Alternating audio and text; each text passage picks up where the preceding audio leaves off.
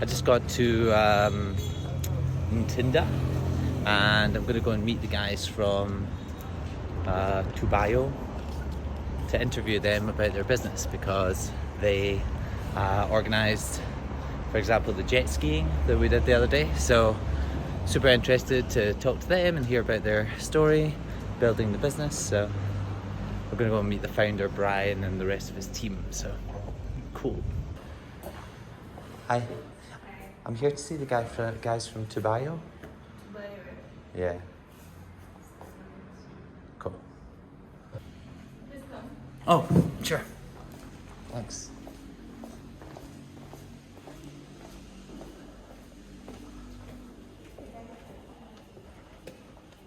Nice offices. Thank you. This is the office over here. Okay, sure. Thank you.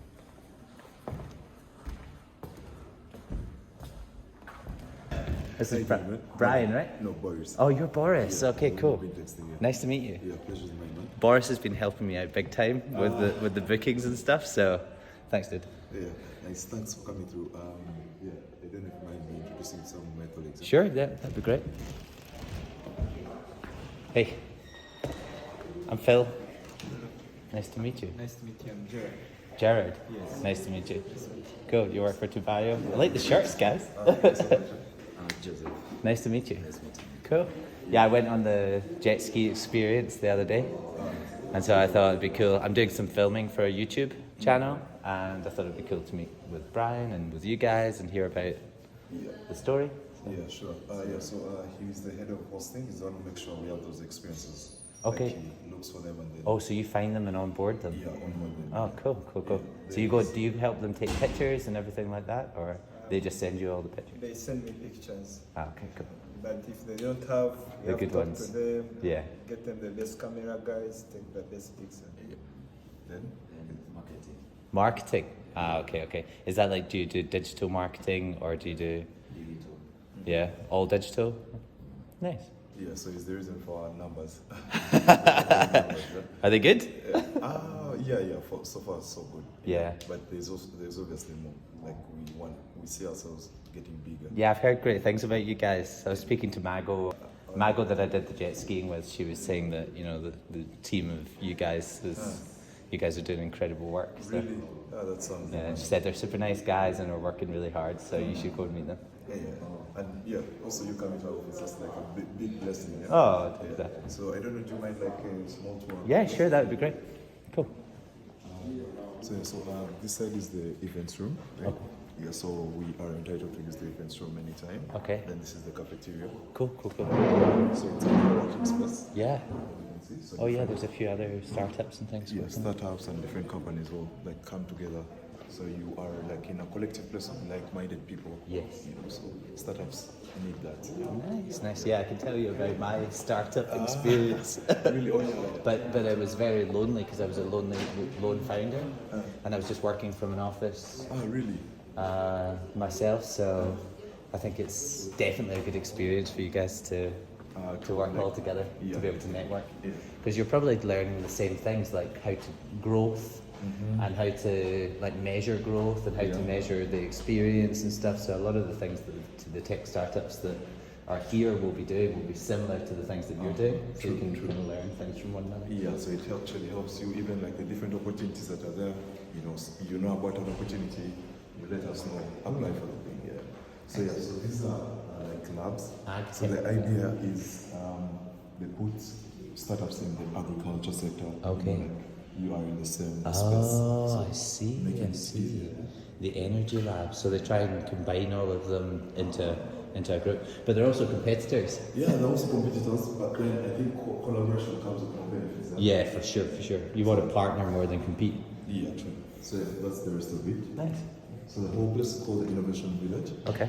It's like an innovation hub for tech startups. Yeah. Yeah. So they want to offer the youth because we don't have access to like nice office spaces because Yeah, it's yeah. pretty expensive. Yeah, for sure. So yeah, we get them here. Well, I mean, this is This is great. I mean, you can't ask for anything better than this. And did you guys win an award or anything, or like grants and things to be able to fund this stuff? Oh yeah. So the Innovation Village is funded Okay. by different funders. One of the biggest funders is Mastercard. Okay.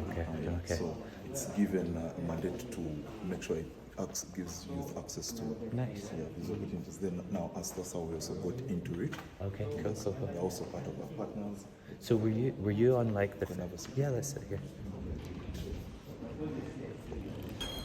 Okay, guys. So I'm with Boris from Tubayo. He's the head of operations. Boris also helped me out big time when I was trying to book the jet ski experience that you saw on one of the other vlogs. So I wanted to come in and speak to these guys and hear all about some of the journey that they've gone on in building the company to where it is, what the plans for the future are, and you know, some of the lessons that they've learned along the way. So Boris is here at the moment, and then we'll have a sit down with CEO Brian. founder. He's the CEO and founder. He started the company, so it'd be good to get Boris's inside scoop on the building, the starting of the company. So. Yeah.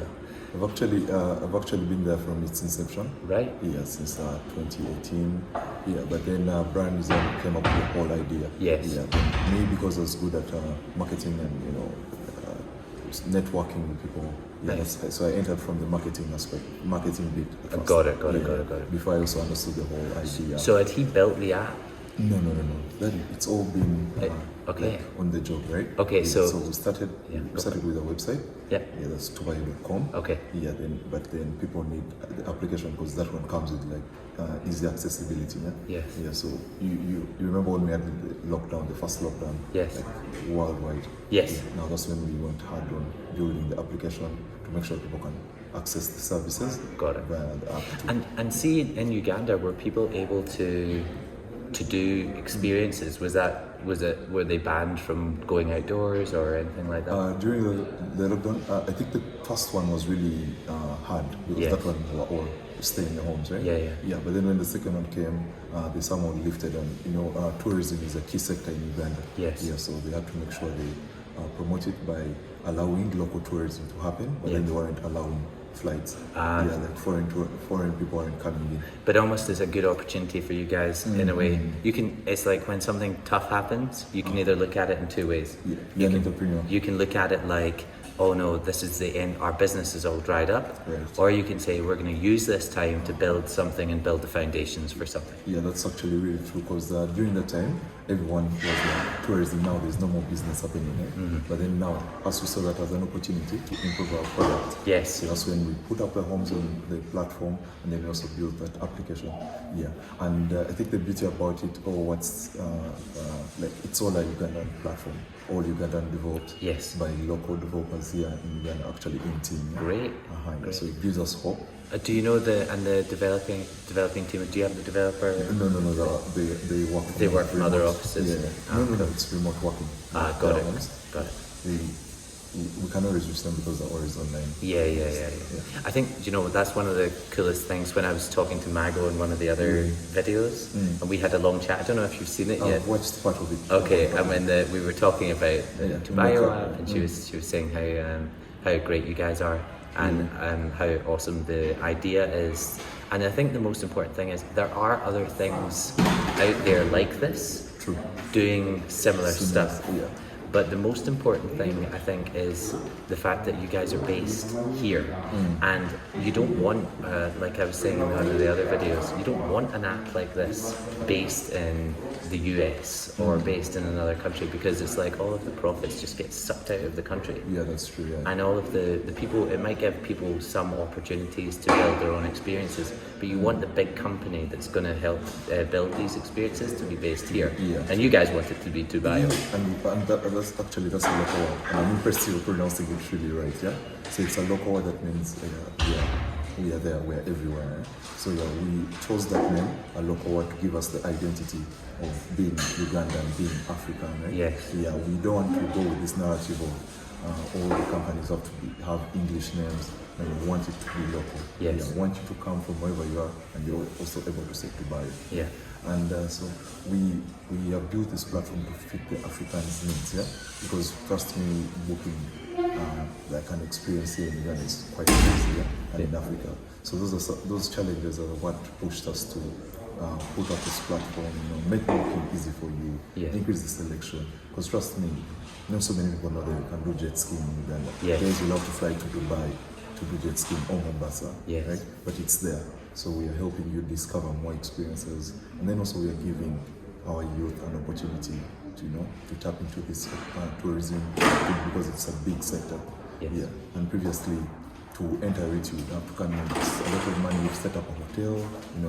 The youth don't have that kind of money. Yes. But he can get a jet ski and then Or without even capital investment, he Right. can walk people around. He can use his knowledge. She can use her knowledge Yeah. of painting or whatever, something small. But it's like that kind of hosting experience, showing people what you know and giving them a good time, both education, entertainment, Yeah. and giving them something to do for the day. because it comes from either someone's passion, someone's skills, or your talents. So like about our city, in our lower level of education, we all learn about it in a subject called social studies, right? Yeah, but then not so many people, people haven't realized that opportunity that, hey, I can take you around and actually earn money. Yes. So that's what we are showing our fellow Africans, that the opportunity is open to everyone. Yeah. And a lot of people here might think that most of the opportunities in tourism are in the big national parks.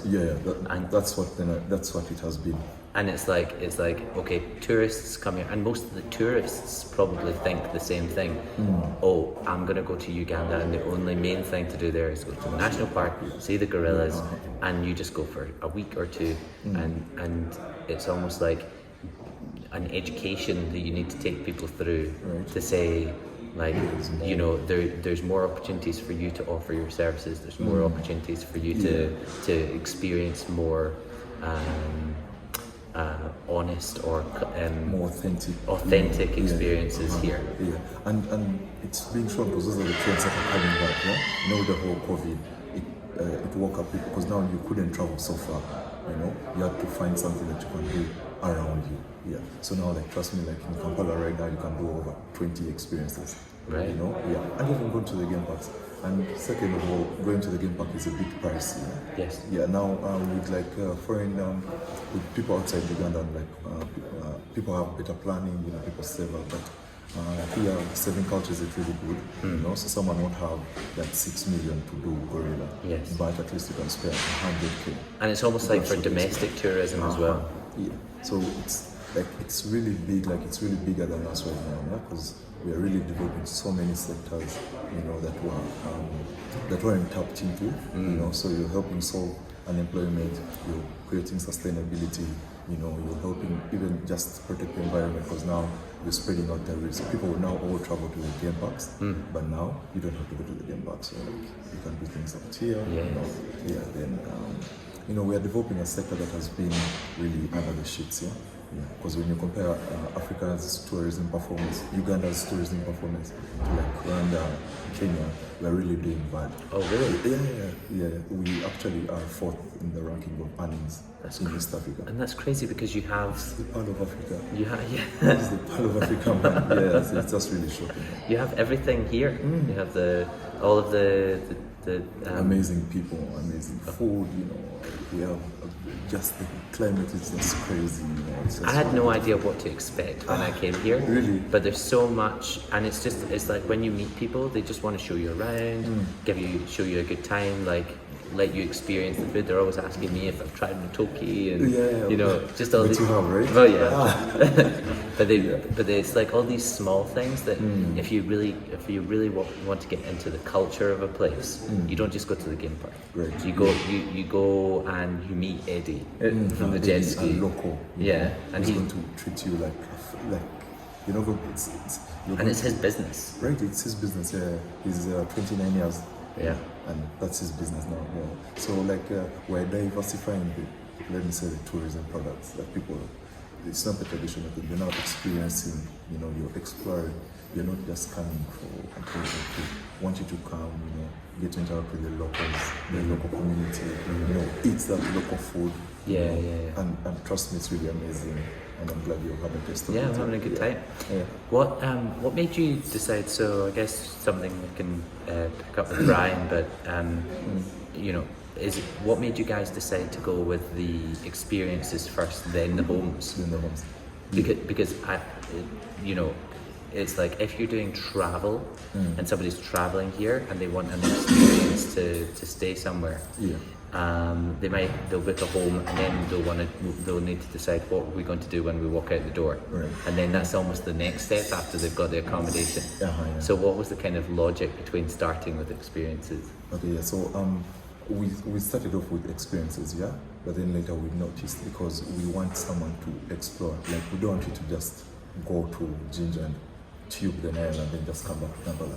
We want you to go there and do more, right? Because you're not going to interact with locals when you've just gone for a 6-hour trip. And stayed in a hotel. Yeah, and stay in a hotel, right? So experiences and then accommodations go hand in hand, yeah? So we noticed that when someone moves someplace, they need to go experience and then also stay there. Because that once they stay there, they will have more higher chances of doing even more experiences because you now have more time, right? Yeah, so that was the whole logic because the two go hand in hand, yeah. And then now the homes, because the homes provide alternative accommodation, yeah. Uganda doesn't have so many hotels, yeah, because if we got like 2.5 million visitors, they have nowhere to sleep, right? Like 1 million of them because the room accommodation isn't quite much here. Yes. Yeah. So the homes came in to also provide alternative accommodation to solve that problem, right? The capacity problem. The capacity problem, yeah. So and they're cheaper, they're more affordable than the hotels. And the hotels lack the whole personal feel. You go to meet the receptionist, you're directed to your room, and that is it. But if you're in because Marco also actually has a home listed on Tobayo, right? Yeah. So she will get to interact with you, tell you like this is what you're going to do. So it gives you get to hang out with the kids, you get to see her life and be a part of her life. Right. Here. Yeah, and that's more that's worth more than just going to a hotel room. You're alone out there. No one is going to come and check on you. Yeah. No one is going to tell you that that's where the local market is. Yes. Yeah. So and what's the best price? And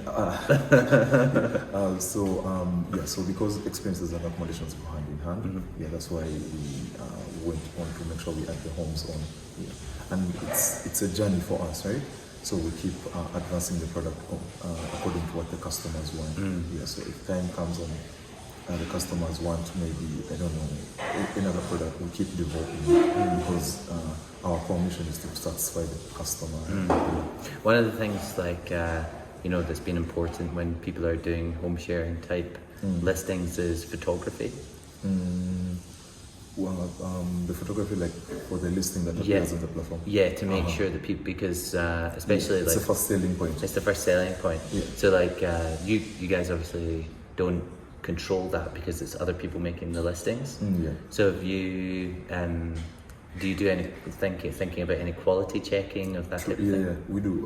When someone wants to put up their home experience, they first sign up on the platform.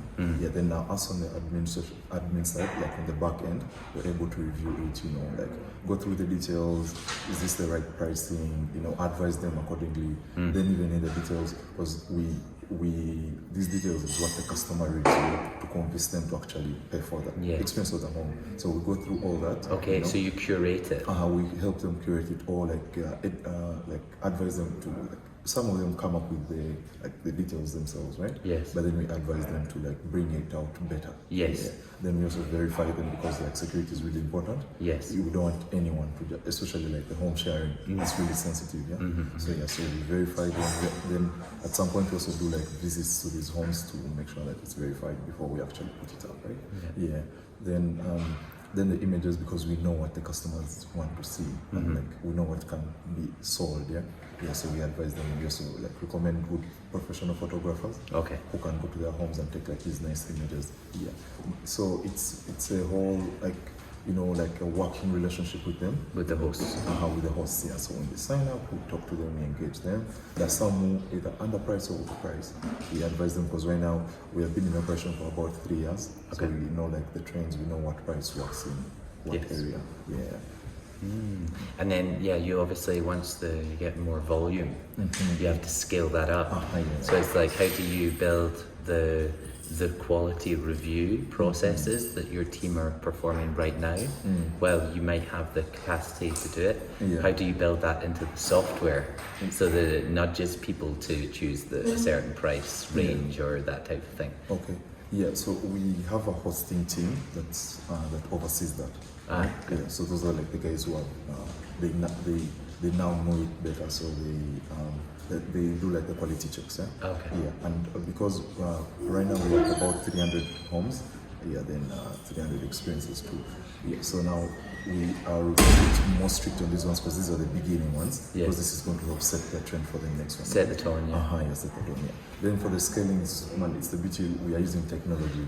Yeah, so we don't have to be in embarrassed for someone to sign up. Yeah, they can, as long as they can access the platform. Yes. Yeah, so it's the beauty with the technology and the internet. It comes with like unlimited opportunities. Yes, exactly. Yeah. And it's just it's funny when you speak to early stage startups and it's like, yeah, we want to do all of this stuff, but we will be doing it at this stage in the future. It's like you need to work methodically. Everyone thinks you need the technology product that's all bells and whistles, but no, you need to build a business. Yes, you need to build a business. Yeah, you will not get the perfect product.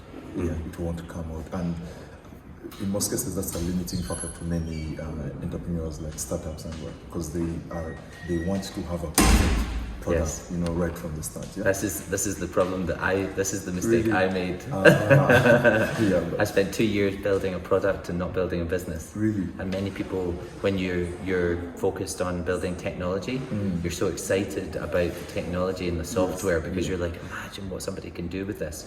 But you forget to think, but you need the money coming in to be able to sustain this and continue the growth and improvement of the product.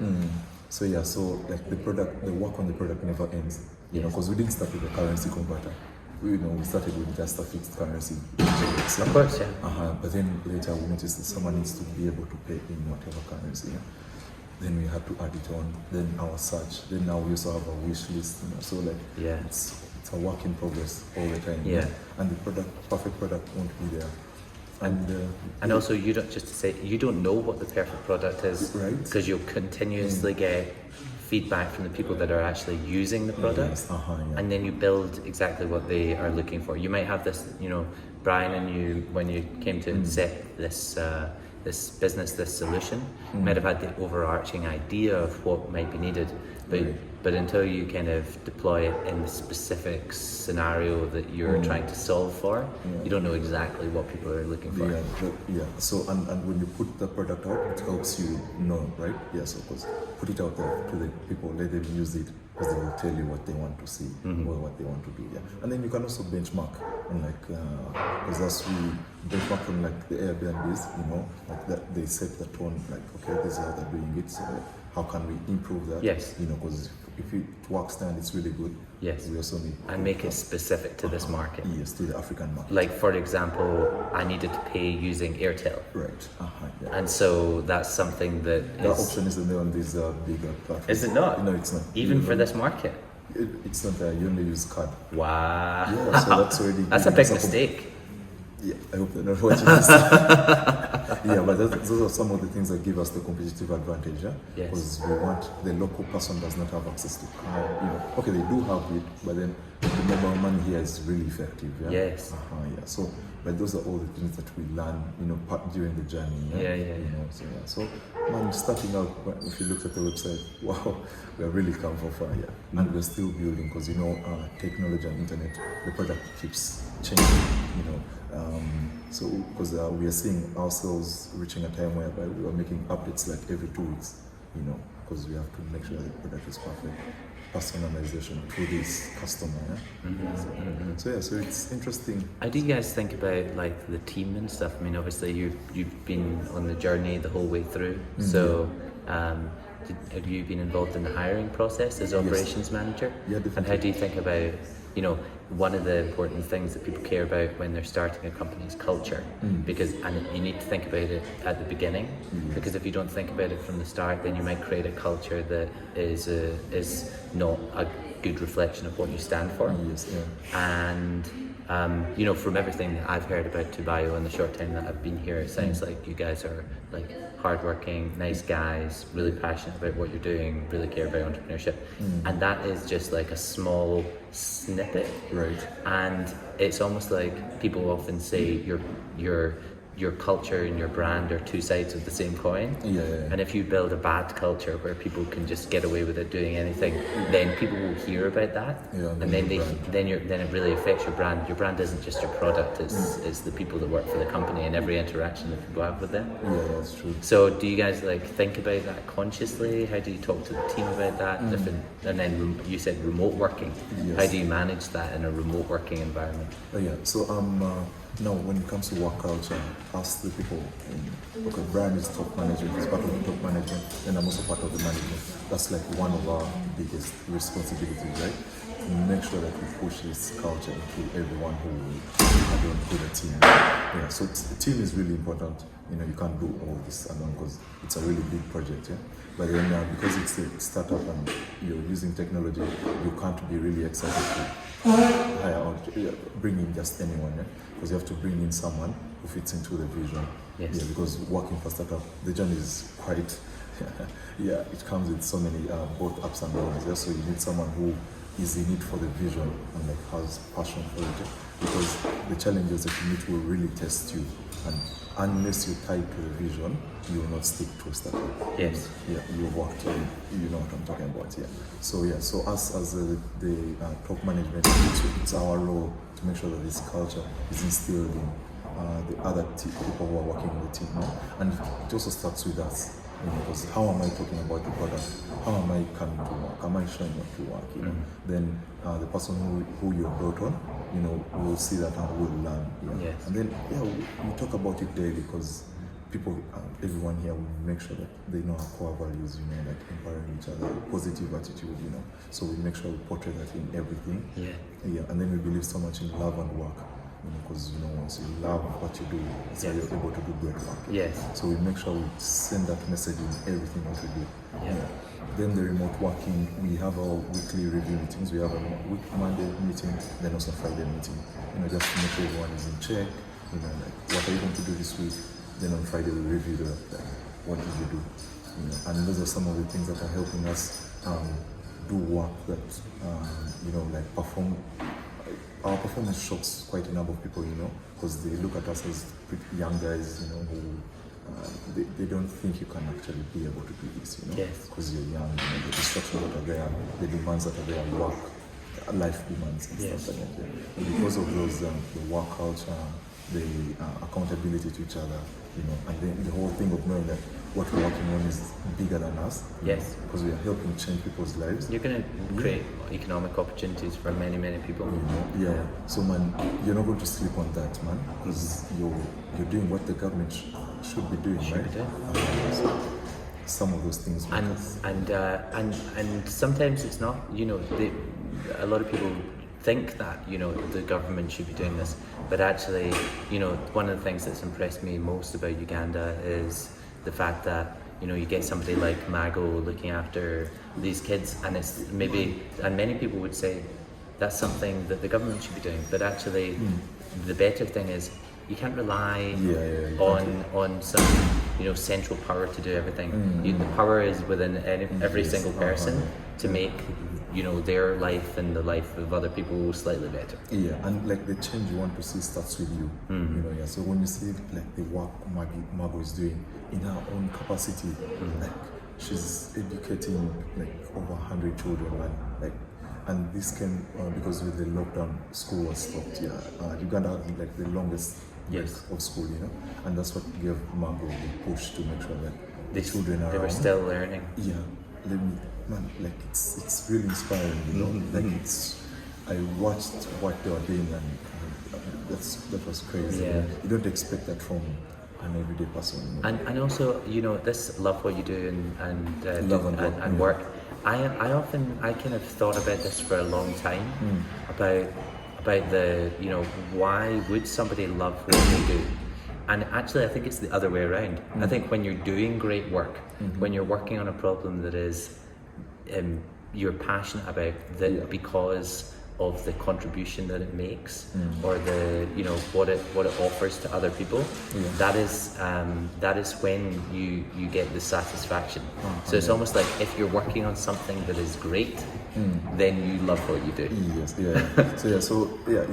It will go that cycle. Will start from that side, but that's really that satisfaction, that you get when you see, the number of people you're impacting on, Yes. just from, like, we're just sitting here on our laptops, but then over 2,000 people are benefiting from the product, So it's the satisfaction is even more than, people will say entrepreneurial money, but then the satisfaction you get from that impact is worth more than. Well, it's money. both. Yeah. It's like, am I building a business that has a purpose that isn't just like, we want to build a sustainable business that is making a lot of money, because it's going to help us to make it even bigger, and we want to reinvest so that we can create this community of people that are doing something awesome and create that opportunity for many more people. Yeah, right. Sounds like. So the business side, never forget it.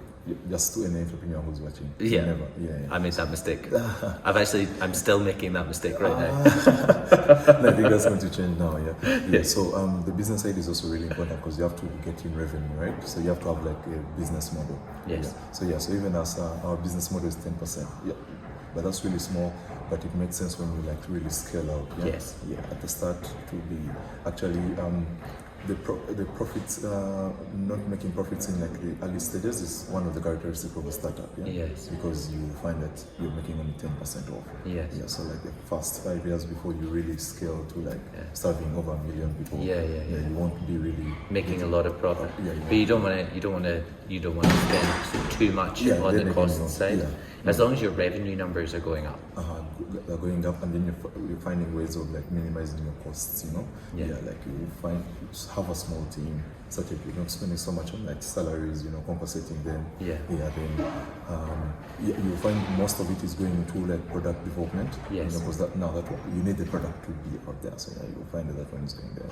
Then you have to find ways of making your revenue. And most of it doesn't mean that everybody needs to work for Tubayo. Everybody, because many people like watching this don't need to come and work for Tubayo, the company, but you can go and set up your own experience or something on if you've got a property, then you can put it on Tubayo and the local market can access it. Yes, that's the thing. Yeah. So and we don't go against them being on other platforms, because be out there, enjoy the opportunities that are there. Yes. Yeah. So just put it up on us. We don't, because even the pricing that comes from them, we just advise you. Yes. But if you say no to it, it's alright. As our role is actually it's an online travel market, online marketplace. Yeah. Our role is to just increase on your distribution, increase your chances of getting the bookings. So you're not exactly working for us, but then we have you on our platform. So we call somehow we are giving you a job opportunity also. Oh, nice. Yeah. And what about investment? Like, do you guys, and maybe I can talk to Brian about that, but I think one of the things is it's a balance between taking money from people. You want to make sure that people have the right incentives that are aligned with the company when taking investors, because they need to go on this long-term journey with you. The investment question is really important, and like it's also puts off so many entrepreneurs of the journey, because at some point you get excited when someone comes to you with like big money, but then what's most important is, does this person align with our vision, or have they worked with like similar startups, in a similar industry, You just don't want to take on just anybody. Yes. Yes, they will come with the big money, but then this person is not long term. Because you're not building a product for just the next. It's like finding a co-founder or an early team member. Once you invest in that person, they should be around for a long period of time, because it's like this nucleus that should grow outwards, and the people that are starting with the company should be very, very, very invested in the vision and very long term. So the vision is really important. That's what keeps you going. It keeps you going, and it also helps you identify who to put on. So as we are open to people joining in, but then we have to study and see that, okay, yeah, this person aligns with where we want to go. Yeah. So that's like to all the stakeholders that we work with, yeah. You know, like in the ecosystem, if maybe you're a founder, you know, maybe all the kinds, because there are quite many, you know, even human resources, but there, you know, even these innovation hubs that we are affiliated to, Yes. you know, so everyone has to be aligning to where we want to go. Are you guys very strict on the you know, Uganda, East Africa based, like on the investment side or on the partnership side, or you know, who you hire, that type of thing? Are you guys kind of strict on it, or are you like, we are comfortable in bringing in people from other places? Yeah, we are comfortable bringing people from any other place, from all over. Yeah. Yeah, as long as you align to the vision. Yeah, because now we are expanding to different countries. You know, we recently launched in Kenya. Yeah. So because we believe in giving an opportunity for everyone. Yeah, we want to use a Kenyan in Kenya, right? Yes. We want to, if we're in South Africa, we want to use a South African. Right? And they'll know the market. And they know the market. You know, it comes with its own benefits. They know the market. You know, you are supporting someone from that same country. Yeah, because you don't want to ferry Ugandans to Kenya to work there. Yeah, that doesn't make sense. Yeah, because we are building this for everyone. Yeah. Yes. Yeah, so even but then when it comes to investment, then it's a bit tricky because if the investor is from Uganda and they're willing to match our offer, things like that, that one is alright. Yeah. Then maybe they're not even from Africa, you know, Yes. but they align with what we want to see. We don't limit that one. Okay. Yeah, that one we don't limit it. Yeah, so that one can. And in a way, I think, you know, a lot of people think, you know, you want it to be authentically like East African, but at the same time, you know, you want to build something that is gonna go global. Yeah. And you guys are the founding team, and you need to make a decision as to what is going to help us to get to that position. Yes. Yeah. And you know, if the, you know, it's better to take investment from people who are aligned on the vision of having something, allow you guys to control it and decide what is best for the company. You don't need to say no to people just because a lot of people try to be pure in their, you know, oh yeah, we want to be purely, you know, this type of person. Yeah. But by doing that, you're being exclusive. Yeah, and you're limiting yourself. Yeah, you're limiting yourself. And being an entrepreneur, you have to be flexible. You know, you Yes. have to easily adapt to current situation. You know, yeah, flexibility is really also important. Yeah. I was actually that's actually one of the reasons that I'm doing the vlog. Is because before I was like when I started building this marketplace for teams to do projects together, and like I said, I was sat there building. I had an idea of the product, Okay. and I just sat there and built it Really? for 2 years. Ah, crazy. That's crazy. And it's like, you know, my whole life up until this point, even when I was doing a career, everything's like planned and structured. And then maybe I was still in that mindset, which is like a project plan. You need to go this piece, this piece, this piece, and then you'll have a big business. And I think I've suddenly realized, you know, I'm just taking a completely different approach with this. Right. And I'm just saying, I'm just going to be totally flexible. And Mago mentioned you guys the other day, so I thought I'll come and speak to you. And it's like, you just take the opportunities that present themselves. Yes. As long as you're not compromising yourself in a way that's like core. You know, you're not lying, you're not stealing, you're not cheating, you're not being a bad person. Like, as long as you're kind of okay, you have to be as flexible as you want, and it might be that people want to watch videos about entrepreneurship, or it might be they just want to see me on jet skis, or they might just do it, man. And just you've got to kind of follow what other people want to see or want from the company. What kind of experiences do they want? Like, and that's the type of you need to follow what they want rather than following what you decide they want. Because the company, you're working for them. Yeah, you're exactly. actually working for them. So that's why the things like customer feedback will come in. You know, analyzing the trends. You know, knowing what is actually. Should I say popping? You know, like right now, like currently nightlife is back, right? In Kampala, So now that's an opportunity in itself. And now we have to make sure we get someone to put up an experience about nightlife, because you could be new to Kampala and you don't know where to go. You know? So like the opportunities are always there. You know, they come through sit down with the team, think how do we maximize this. You need a lot of nightlife opportunities. Ah. It's going to be. Yeah, man, it's really back, and like you can get the sense of happiness, like in Yeah. the whole country, you know. Even the border curfew was I saw lifted. that, yeah, just yesterday. Just yesterday. Yeah. So like the happiness is really back, and you can feel it, you know. Just if you can take like a night border in Kampala, you will love it. In the night, and you really make sure you have your helmet on. So entrepreneur journey is really interesting. You know, working for startup is, I think, one of the best experiences one can get. You know, now like you said, you built something for like 2 years. You know, but like when you look back and you see, You learn lessons. You learn lessons, and then you see what you've been able to put up. You know, Yes. like that's crazy, man. Yeah. So that's why like career life doesn't fit with us. Some of us right now. Yeah. Because you want to be in something where you can effect your change. You can put in ideas and you see them come to life. You know. And I think it's awesome, these guys are putting me to shame wearing their shirts and ties. But I think, it shows it shows the professionalism, dedication and seriousness that you bring to it. Probably you want fun as well. Yeah. You guys are here to make it's this work. Yeah. You're here to make this happen. Yeah, we're here to work, man. Yeah, so you'll find us in office Monday to Friday, and that shocks so many people because they think because you're in the tourism industry, you should be out somewhere in the game parks. But yeah, that's the old thinking. Yes. Yeah, and the fact that we are tech based, we actually need more time to be like our laptops, reading, checking things out like on the internet, Cool. Yeah. Then man, we do the ties because it's work time, man. Like we're here to work, man. Yeah. Mean business, these guys. But this is also good. Yeah. All right. Okay, that was great. All right. Thanks, boys. Thanks so much for hosting me. Cheers. Done. All right, I'm with Brian, the founder of Tubayo. So happy that you're taking the time to sit down with me.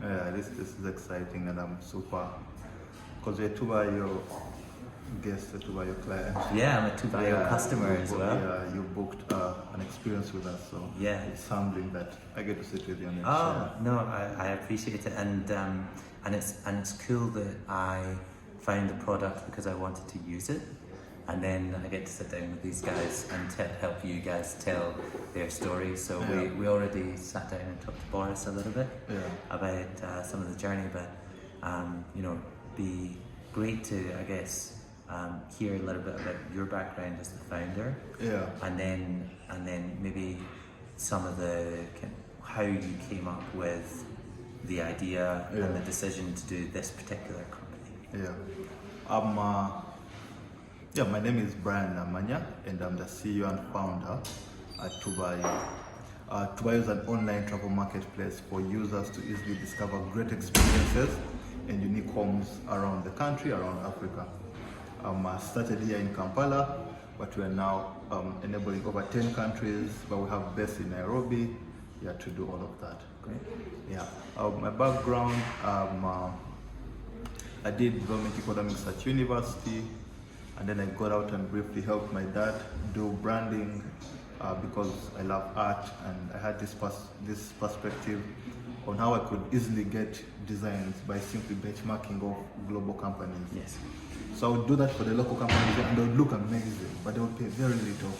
So eventually it got frustrating, and it was frustrating, and I started asking myself, how am I going to make a lot of money to be able to buy like a nice Porsche car, or even build a proper, house? Yes.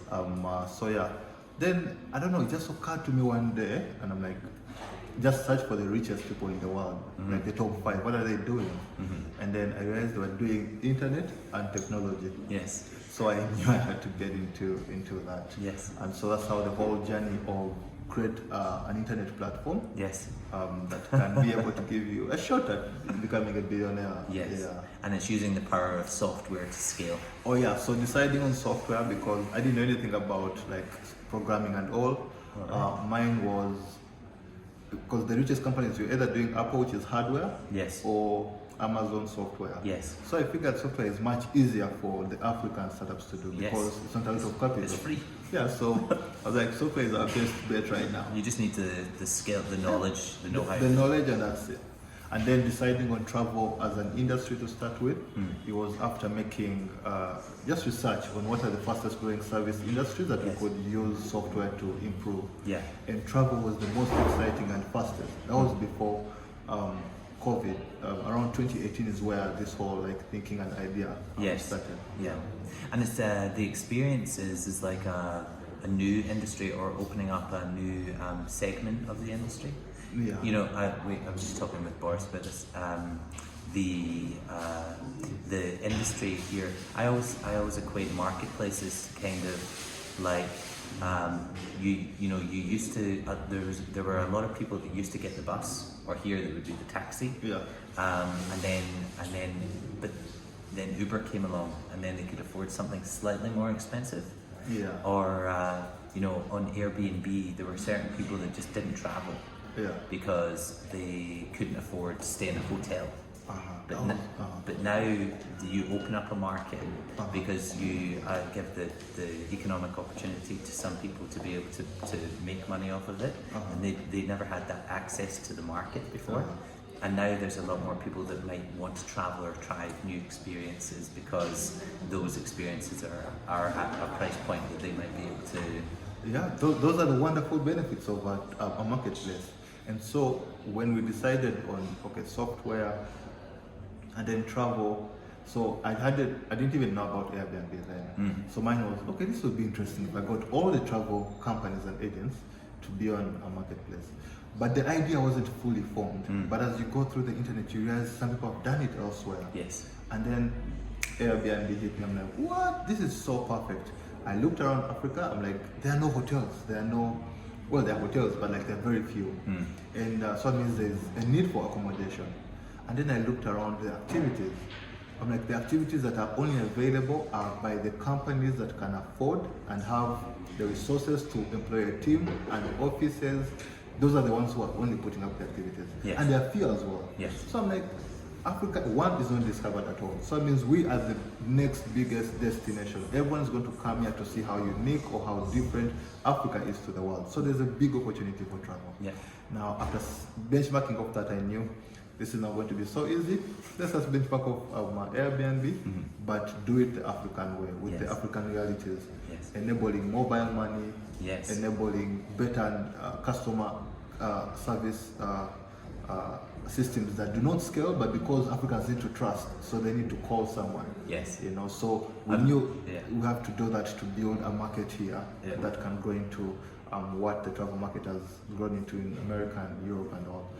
And to answer, to still add on to the benefits you shared earlier, so we noticed three main challenges that we're going to solve, and this was mainly limited selection. So like if we empower so many people, each one is going to create a product. We don't even know what they'll create, but we assume everyone will create a product and there will be a big selection for people to choose from. So that will cover the challenge of limited selection. And then the other was price point. So because back then the people that provided the activities had to invest everything in the production line and operation line to deliver that activity, now you don't need an office, you don't need trucks, you don't need cars. All you need is a mobile phone and your one activity. Yeah. So you can be efficient and bring the price low. Yes. That was the second challenge. The third challenge was the inconvenience with booking. You needed to write emails back and forth. You needed to either go to the office, but we're like with the internet, all the information is right there. If you want to book, 2 clicks, third click, you're done paying. So we thought, let's fix that, those challenges with the marketplace. And yeah, that's how it's all been rolling till now. One of the idiosyncrasies of Uganda, I've noticed, is people here love to barter. Oh, I think everyone does, but yeah, people do it a lot. But if somebody offers me a price in, say, the UK, where I'm from, I don't even argue.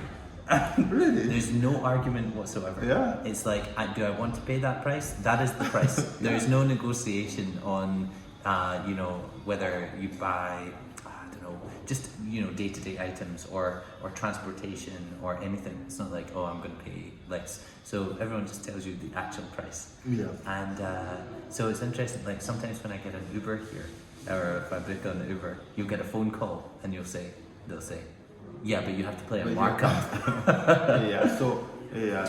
Do you have anyone? No, I kinda- think for people, because they set those prices so they're comfortable with them. Yes. Yeah, unlike Uber and all those, that's the thing, they're not really taking note of the realities here. Yes. They're undercutting it so much because still they're going off this, like, this is a solution you need, but they're not really focusing on the drivers and all. So it's a challenge, but I think they need to meet it halfway. Yeah, that way more of the customers here than but for our end, the host set the price and that's it. Yeah. So the market forces on our platform. So what was the first transaction that you made money from?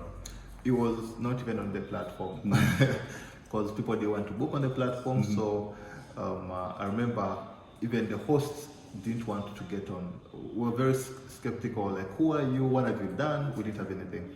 So I figured, why are we going to keep pushing these guys? Let's go and create our own products.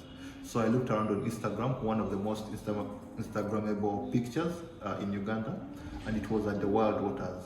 So I created a simple experience of visit the Wild Waters and back, like a day visit. Yes. I created it myself, I put it up. So of course I put it on the platform, but people are not booking on there. I had to, share it on Facebook and everywhere.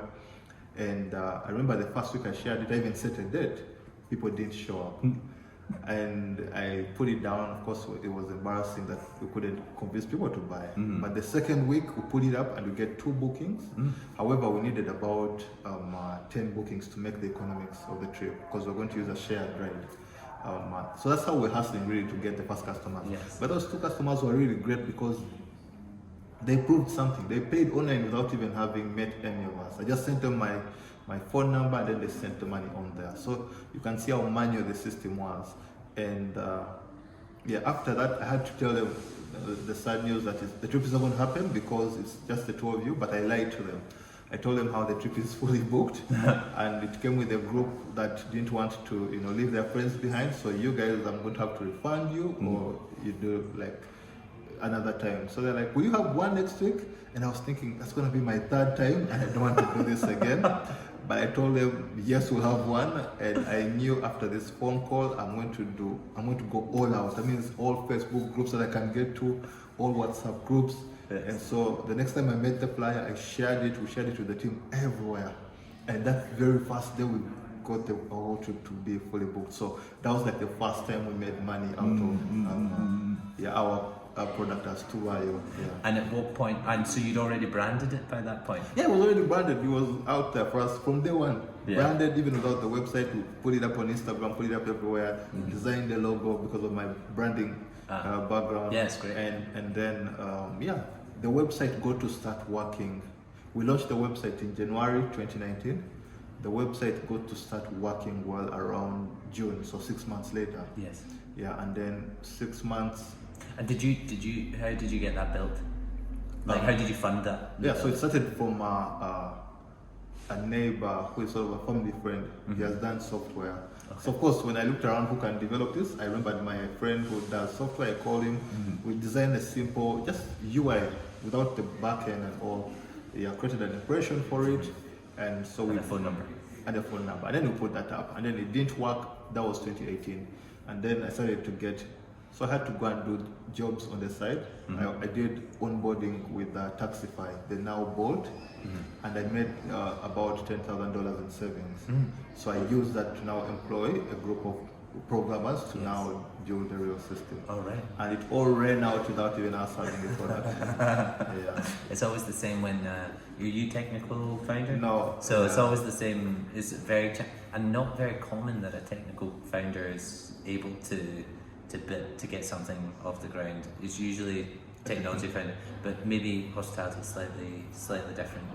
I think Airbnb was a designer as well. He was also a designer, but I think quickly they knew they needed a technical founder. I didn't know that. Yeah. So mine was push till it works, and that's what we use till today. Yes. And but in fact for us we pushed it more on the marketing side, which excited the technical people to come and join us. Got it. Yeah, and then they developed the solution we did with the technology, but it was more of marketing. How do people feel about our product?